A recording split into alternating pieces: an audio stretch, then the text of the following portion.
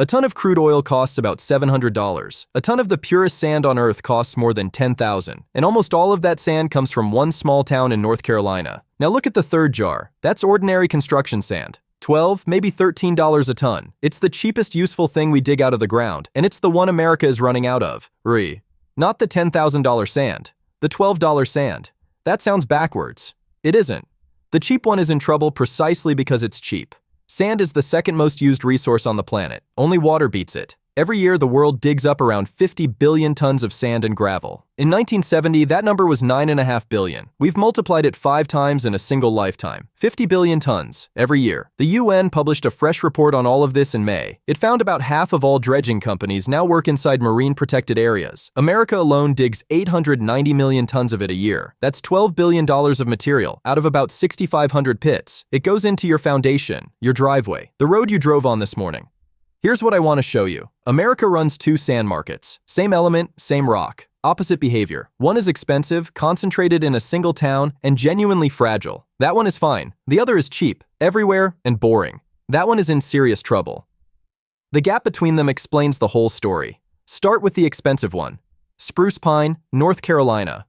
380 million years ago, Africa collided with North America. Deep underground, with almost no water present, that collision grew quartz of freakish purity. Here's why that matters. To make a computer chip, you melt silicon in a crucible. The crucible has to be purer than the thing inside it. One stray atom of the wrong element ruins the entire ingot. Those crucibles are made from spruce pine quartz. Estimates put spruce pine at 80 to 90% of the world's semiconductor-grade quartz. Your phone, your laptop, the solar panel on somebody's roof, the data center training the model you use this week. All of it runs through one Appalachian Valley. The quantities are almost comic. That town makes maybe 200,000 tons a year. America digs 890 million tons of the cheap stuff. China noticed a long time ago. It imports over $1.5 billion of this sand every year. And in September 2024, this entire valley went underwater. I'll come back to what that did. Now the obvious question, if sand is everywhere, why should location matter at all? Because sand isn't one thing. Sand is a shape. Wind-blown desert sand tumbles for millions of years. Every grain ends up round and polished. Round grains roll past each other. They don't grip. Concrete works like this. Cement is the glue. Sand and gravel are the structure. Angular grains lock together like tiny bricks. Round grains behave like marbles. You can't pour a foundation out of marbles, so the biggest sand deposits on Earth are nearly useless for building. The sand we need comes from rivers, lakes, floodplains, and the seabed. Water fractures rock. Wind polishes it. Even ocean sand needs washing first. Salt eats steel reinforcement from the inside. True. So forget the image of an endless desert. The constraint was never how much sand exists. It's which sand, and where it sits. Which brings us to the strangest economics of any commodity I know. Sand is heavy, cheap, and worth very little per pound. So moving it costs more than digging it. In the US, transport runs roughly 50 to 70% of delivered aggregate. Read that again. Most of the price is the trip. Think about what that does. Every quarry has a radius. Inside it, you compete. Outside it, trucking eats the margin. So there is no global sand market. There's no world price. There are thousands of tiny local markets, each with a handful of suppliers. Cheap things can't travel, and things that can't travel don't get competed with. That's the engine of this whole story. Now add the American part. Quarries used to sit at the edge of town, next to the deposit and the rail line. Then the town grew around them. Nobody wants a gravel pit next to a school. That's not unreasonable. So zoning boards say no. Permits stall. Operations shut down. The U.S. Geological Survey says this outright. Shortages in urban and industrial areas are expected to keep growing. The cause is local zoning and competing uses for the land. The industry puts it more bluntly. Geologically, America is nowhere close to running out. Reserves sit under almost every state. The shortages are man-made. You can read the whole thing in the price. In California, aggregate runs about $18 to $23 a ton. In Texas, 10 to 14. Same country, same rock, different permitting, and 20% of this material goes into road base, which means your taxes quietly pay part of that gap. So, here's where this stops being abstract. Go stand on an American beach this summer. There's a decent chance the sand under your feet was purchased, pumped up from offshore, piped in, and spread by bulldozer. And one state has been paying that bill since 1936. I'll give you the total in a second. The Army Corps of Engineers runs beach nourishment programs on both coasts. Those cost roughly $100 to $150 million a year. Washington covers about 65%. States and towns pay the rest. Then the storms arrive, and the routine budget stops mattering. Since 2018, Congress has approved over $770 million in emergency beach work. And here's that state.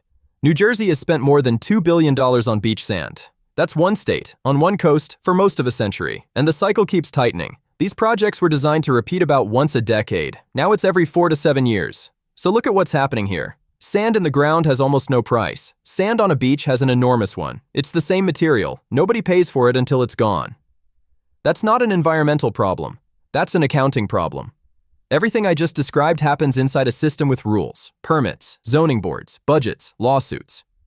Now take the rules away. India. Rivers get stripped after dark by unlicensed crews. The sand is worth just enough to sell. Nobody counts what leaves. There's no shortage of law here. There's a shortage of anyone measuring. One Indian research group tracked deaths tied to river sand mining through media reports. Over 16 months, they counted 418 people killed, another 438 injured. Journalists who cover it get killed. So do officials who try to enforce the law. People die over a $12 commodity. Now Vietnam. The Mekong Delta feeds tens of millions of people. Take enough sand out of a riverbed and the riverbed drops. Surveys found the How riverbed fell nearly 1.5 meters in 5 years. Here's the consequence, and it isn't obvious. A lower riverbed lets the sea push further upstream. Drop the bed 20% and saltwater reaches roughly 10 kilometers deeper inland. Salt gets into the rice. Salt gets into the drinking water. Nobody mined the drinking water. They mined the sand under it. Erosion now affects around 43% of the delta's riverbank length, and Singapore took the logical next step. If you can't find sand, buy someone else's and build new land with it. Its territory has grown about 24% since independence. Its neighbors answered with export bans. Malaysia, Indonesia, Vietnam, Cambodia. One country's building material became another country's disappearing coastline. None of this is a different story from California.